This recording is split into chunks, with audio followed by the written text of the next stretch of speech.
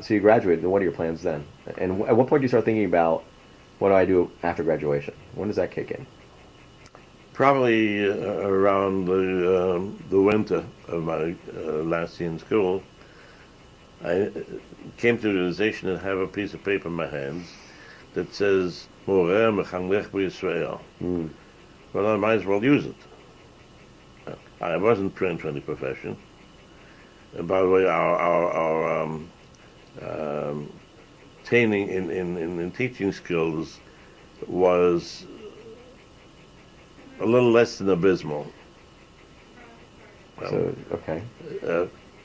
Pinchas Horgan, our dean, had a brother, Gershon Horgan. We call him Pinky and Ginky.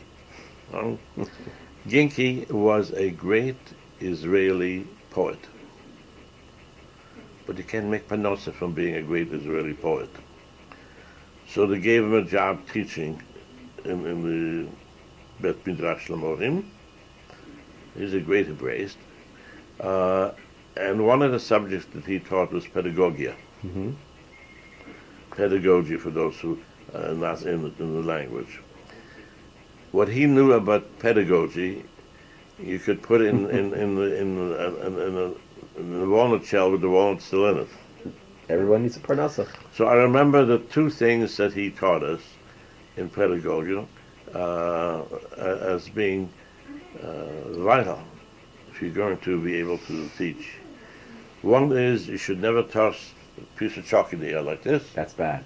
Bad form. That's bad. And you should not dry wash your hands. That's also not good. And That was my pedagogy. There you go. You're ready to teach now. I was ready to teach. Ready to go. Okay. So when I came to realization that I have this piece of paper, I went to the placement office. Oh, they had a placement office. They had a placement office. And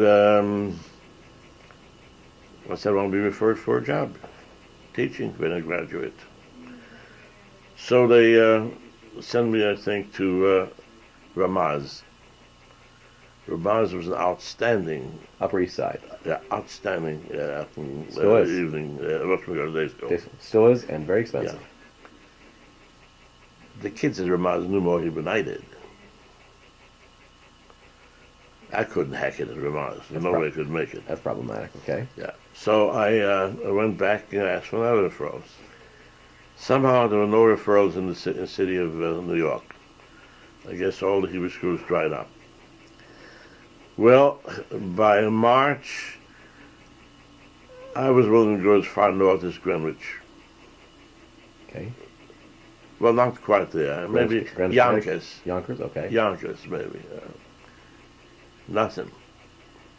Your plan was still to be living at home, presumably, and Yeah. work. By April, nothing materialized. Kept on hounding the office. Your circle is widening in terms of how far you're prepared to go. I was willing to go as far as Westchester. Nothing. So my man was willing to go to Honolulu, find me a job. So they found me a job in Boston with Rabbi Karsh in Fessenden Street Shul, which was in Mattapan, a suburb of Boston. I was to replace a gentleman whom I knew well, Sri Berger, who was a very fine teacher. And I was supposed to be the teacher and director of the school. Director. Yeah. You had never taught yet. You didn't have any students. I was by myself. I was alone. There was nobody else. Right. Now I have to describe the school for you. Mm-hmm. It's a small Orthodox shul, and the kids met in the synagogue when the services weren't in session. Mm-hmm. So for Mincha, that's always out. All right? This is a day school. No, this is afternoon school. Afternoon school. Afternoon school. I knew from curriculum, I knew from...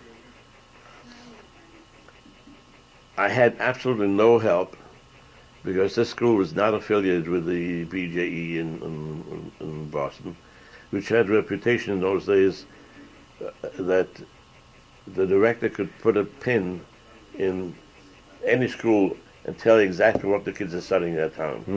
There was regiments throughout the city. But not where you're teaching? No. No. So I had no help from there. The rabbi was hands-off, although he wanted me to be, I guess, a companion to his teenage son. I was ready to be a companion to a teenage son. So those poor kids really had to put up with terrible things. So is it just you? Just me. Just me. I mean, no other teaching staff? No. Just you? Just me. How many kids? I don't know, a handful of kids. 40, 50 kids in different classes. And you have them every day? I think it was 3 times a week. It's memory fails a little bit. It's been some while. So I taught them a little bit of reading Bab Orbeh and some Baba Masters, whatever. I had a 2-year contract. At the end of the first year, we mutually agreed. You and the rabbi? Yeah, that I will not return for the second. And you're okay with this, yes? I was delighted. Can get it. Although I must say that I had a marvelous time in Boston. Boston's a wonderful Jewish town. And I found a room with a Jewish family. Now, you got to remember, this is not a town. Next to it is Dorchester. Next to Dorchester is what's it called? Another suburb. The name comes to me, and then after it is the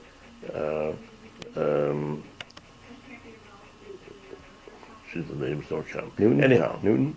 No. Brookline. Oh, Brooklyn. Brookline. But between Brookline and Dorchester was Roxbury. Okay. Roxbury. So I worked in Metapan. I had a house, a room with a family in Dorchester, which was very nice. I had my meals with a Jewish family that had boarders and meals in Roxbury. And I dated girls from Revere and whatever. So that introduces an interesting category here. You're starting to date now. Not really too much, but I'm starting to fantasize. Okay, but not prior to you're taking your first job in Boston. No, you didn't date in high school at all. No. You didn't date in college at all. No.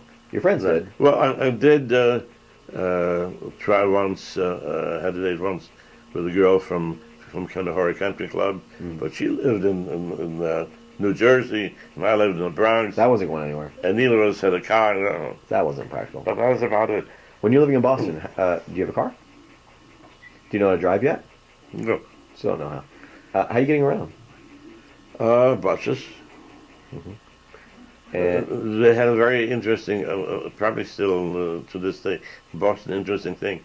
They have a combination buses and subway that's interactive, and the stations, and usually they have exits and entrances in 4 different areas for each station, and each one is a different name.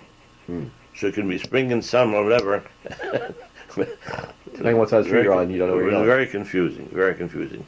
But they had, I lived a life of Riley. Chevra? I met the Chevra from the Young Israel in Roxbury, and we made some friendships. Some of them came to my wedding. We would sing and schmooze all through the night. We're going to Fenway Park and sing Today You Don't Go Tonight at Fenway Park. It was very, very nice. I'd go down to the public library, whatever. It was very, very nice. Some of the Zmiros that you have till this day from your Boston Yeah. years. The Nefesh and so forth. I learned there. My brother Hesh became friends with some of that cover later on too.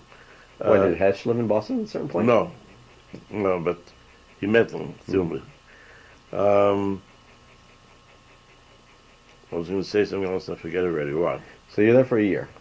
I was there for a year, and then I found myself back in the streets of New York, Living back at home again? living back at home.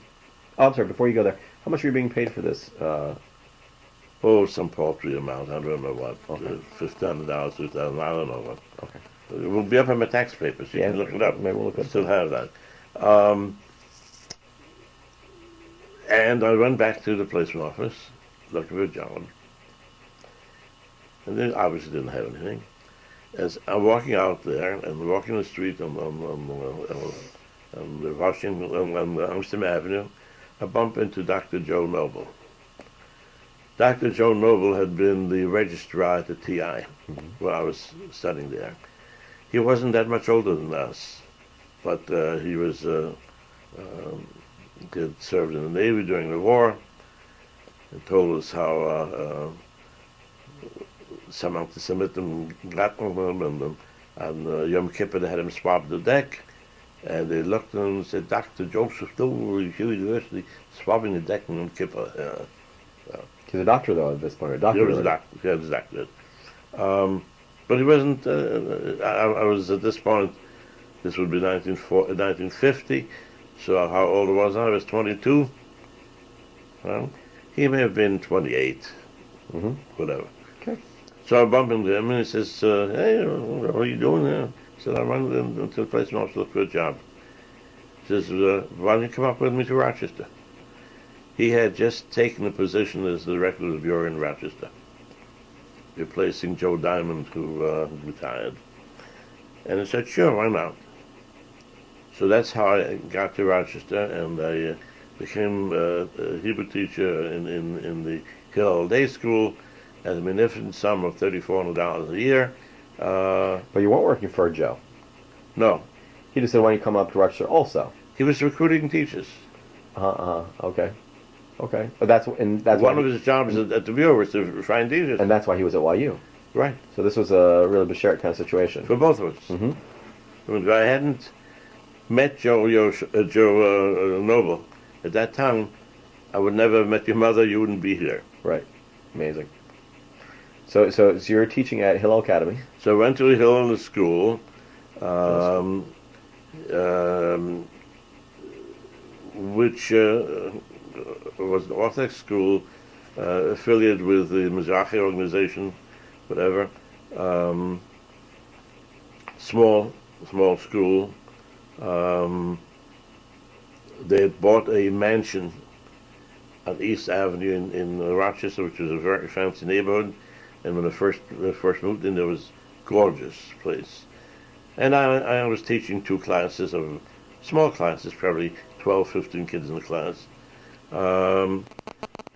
Dad, we're just going to take a break just for half a minute. We'll be right back, okay? Yes, sir. Hold on, don't go far. Yeah, that one Max about the thing.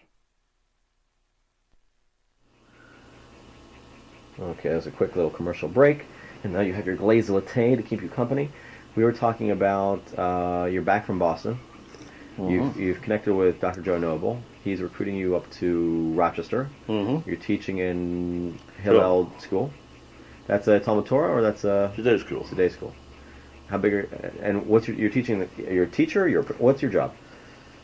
I'm a teacher, a Hebrew teacher, a Jewish studies teacher. There was a principal who was a woman who didn't know anything about the Yiddishkeit. She was an English teacher, general studies teacher. So basically, the curriculum was set up, I guess, by Dr. Diamond before John Noble took over, and at least in theory, Noble was supposed to be in charge of that. But there was some sort of education committee that probably was in charge of it too. But basically, there was no Hebrew studies principal. So to some extent, I took over some of those responsibilities. There were two other teachers who taught Hebrew studies. and we were a very, very close-knit, small family of people. One was a young Lebanese rabbi who ran a synagogue for Oriental Jews, and we became good friends. Your mother and his wife later became very good friends. Another was the wife of a Hebrew poet, and I wish I knew as much as she did. She was big as a house, and she was in charge of the kindergarten, and she danced with the kids and was a hippopotamus dancing, with the elves. But she was a very sweet lady. The school was in constant financial problem. There weren't really that many big contributors. The one great white father in town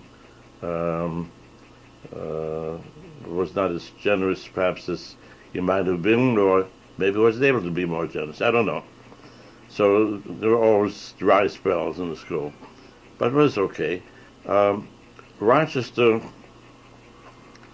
really was my watershed years, because I came to Rochester as a Yingler who didn't know what he wanted,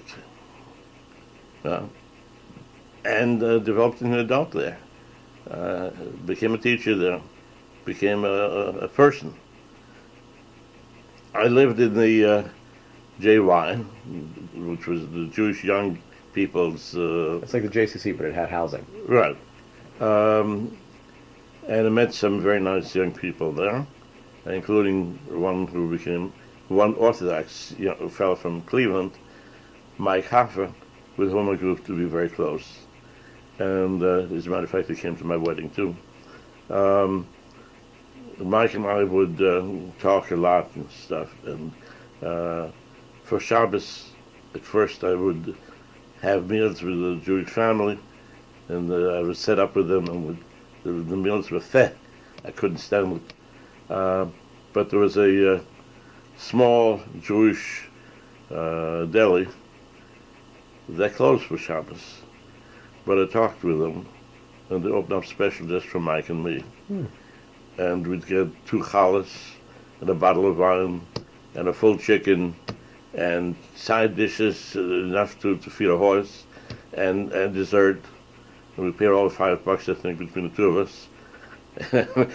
And we'd sit down and we'd eat, and we'd sing mirrors and bench, and the onus kwelt, This is not Fox's Deli. No, this was not Fox's. This was Barney's. Barney's. And that was within walking distance to the JY? Yeah. Well, walking, there was nothing at that time. I could walk to Buffalo. I mean, so I lived in the Y, and we meals. There was a luncheonette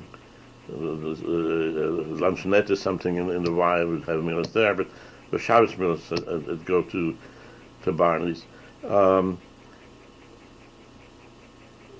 I was making this magnificent $3,400 a year. I was sending home $50 a month, which was a lot of money. So you look for additional income wherever you can. So I became a teacher in the Sunday school of Temple. What was it? Brit Kodesh, Holy Circumcision Temple. And I teach the kids the alphabet or something. This is Sundays? Sundays. I was a specialist. I got a job in an afternoon school someplace, and Dr. Noble asked me to take a class over of adults to teach them Hebrew. These are mostly older ladies. Where, at the JCC? At the JCC. Mostly elder ladies who looked for something to do at the time. When I became engaged to your mother, she joined the class too. And she told me not to call on her because You know who kept me up last night. Was she in the class prior to your meeting her, or only subsequent to? No. Uh-huh. It was an interesting group of people. I may have told you of the time when early in the semester, 2 or 3 sessions might have passed, and a little old lady comes up, and you can see she's really, she wants to be there, but she doesn't want to be there. And she's looking for every excuse not to be there. And she says to me in the heavy Yiddish accent, she says, Mr. Frankel, maybe I shouldn't have come. After all, you've already had 2 sessions, 3 sessions. You've covered so much ground that I'll never be able to catch up. And I'm trying to hang on to her. Why? That's a good question. I mean, one isn't being paid on a piecemeal, per person. But ego, I guess. You don't want to lose it. No. So I look at this Pashon and I say to her, looking at you and hearing you, I get the impression you grew up in a good Jewish home. And you'd be surprised how much Hebrew is spoken in a Jewish home that you